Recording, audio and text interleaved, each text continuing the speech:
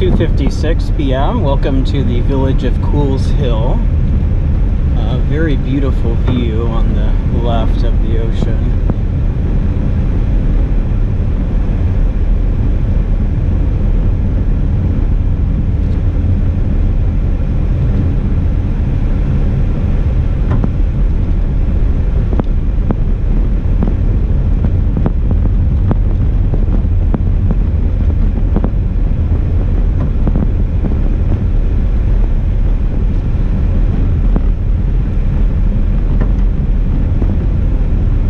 Driven quite a few countries around the world, and I tell you, this is one of the more nerve-wracking drives I think I have ever done, with just the extreme variation in elevation and the constant twisting and turning back and forth, and how narrow the road is. And thankfully there's not very much other traffic, but oh my gosh, when another vehicle comes my direction,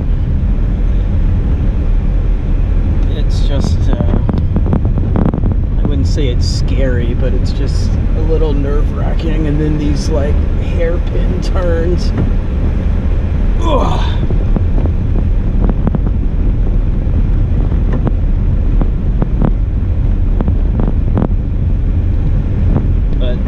Great to be seeing some other parts of the island after I think 3 days I was in my hotel and villa, and then in the capital, Kingstown. So this is my 4th day on St. Vincent. It looks like I'll end up having 5 full days. Well, yeah, tomorrow will be day 5, and then Monday I should be heading to the Grenadines. I say should because I don't have a accommodation booked on Beckway Island yet. That's on my list for tonight.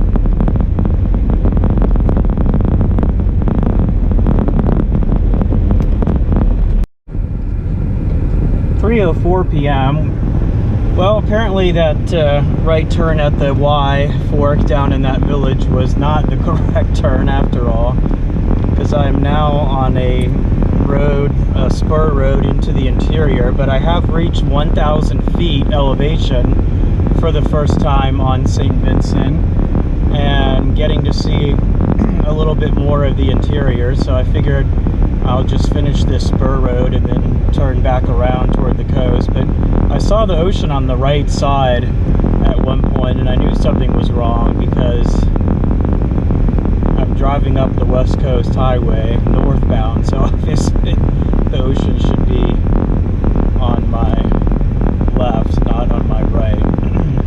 So this is interesting. 1,200 feet now, and there's a village back in the interior here. This doesn't even appear on my map, and now there's like a couple of different ways, and I think this will make a good point to go ahead and turn around. I've only got about 3 hours of daylight left, so I need to finish getting up to the end of the road, and then there's a couple beaches there to check out, maybe go for a swim, and then start making my way back to Kingstown. So 1,200 feet we got up to the elevation of this village. I tell you, it's quite interesting. A lot of places here, I really feel like I'm in Africa. I didn't realize the pure African black population of the island was so large. I've seen very few lighter skinned people. I thought there would be more of a mixed race population here, but not that I have seen.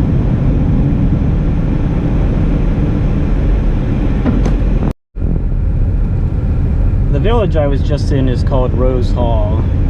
I saw the welcome sign in the other direction as I'm descending here on my mistaken turn. Oh, there's a abandoned junked car there. Sad to see those just sitting around in people's yards, and there was even one right on the highway. That's totally abandoned. Couldn't believe seeing that.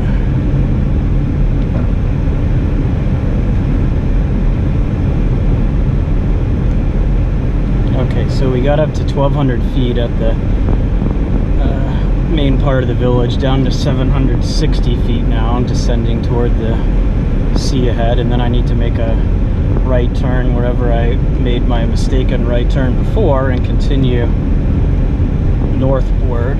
But this was interesting to take an interior spur road and see a little bit of the interior, since there's hardly any roads that go into the interior of St. Vincent.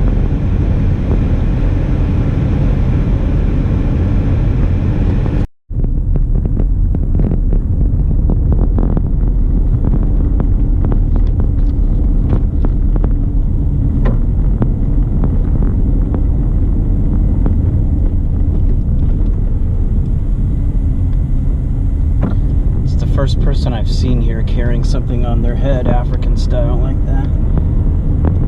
Oh boy. Steep descent here.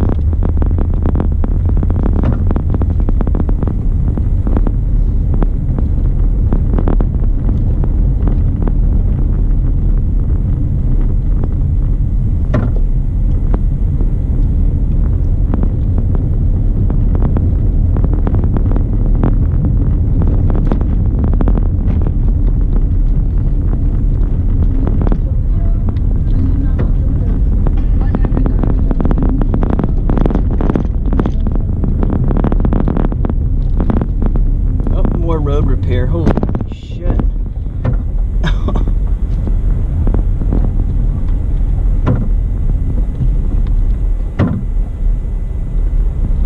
Oh, look at that house. Just built into the hillside.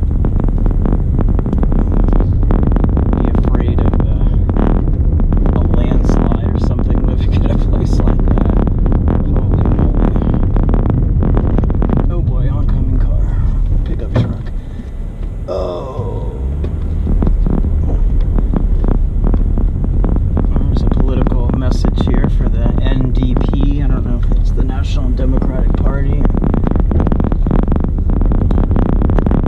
I've seen several of the political messaging painted on the walls here. Oh boy, here comes a bus. Minibus. Pretty view along the coastline and also the lush cliffside ahead. And it is very beautiful here. I just wish the road were a little wider, a little better condition, but it's not too bad.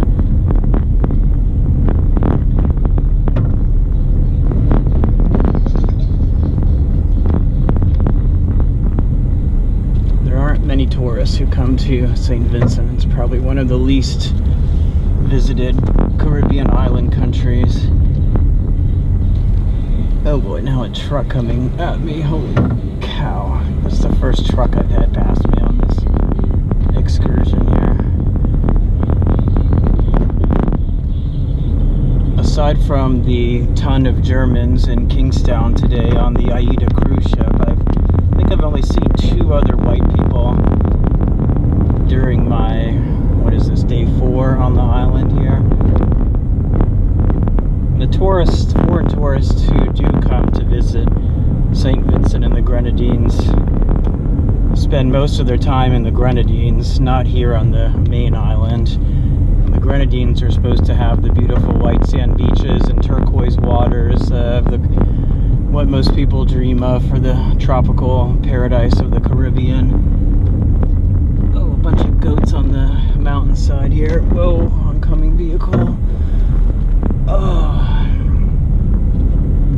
It's like I said earlier, planning on heading to the Grenadines on Monday and very eager to see if their beauty matches all of the prose I've read and the pictures I've seen about them.